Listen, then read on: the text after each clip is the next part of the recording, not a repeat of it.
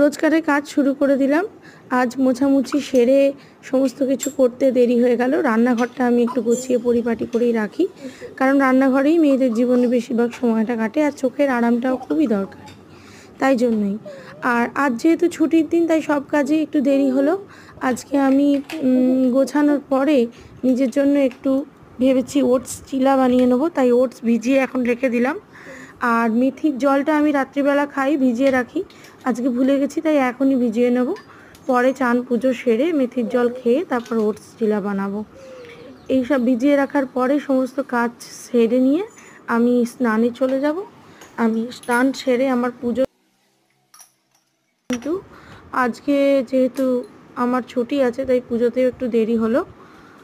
পুজো যেতে একটু সময় লাগলো। পুজো সারা হয়ে যেতে আমার বেশি সময় নিলে চলে না, কারণ আমার তো রোজই বেরোতে হয়।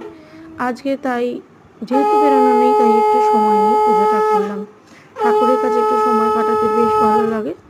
আর পুজো শেষে চলে এলাম আবার রান্নাঘরে। মেথি ভেজানো জল ছেঁকে নিলাম, ছেঁকে নিয়ে মেথি ভেজানো জল খাবো। খেয়ে নিয়ে নিজের জন্য একটু ওটস চিলা বানিয়ে 1 কাপ চা বানিয়ে নিজের সঙ্গে একটু সময় কাটাবো, একটু টিভি দেখবো। তারপর আমার পুত্র তো আছেই, পুত্রের সঙ্গে একটু সময় কাটাতে হবে। তার প্রজেক্টের কাজ আছে, তার পড়াশোনা আছে, কাজও করতে হবে। আজকের মতো এটুকুই। আপনাদের সঙ্গে গল্প আমার পরে আবার অনেক হবে।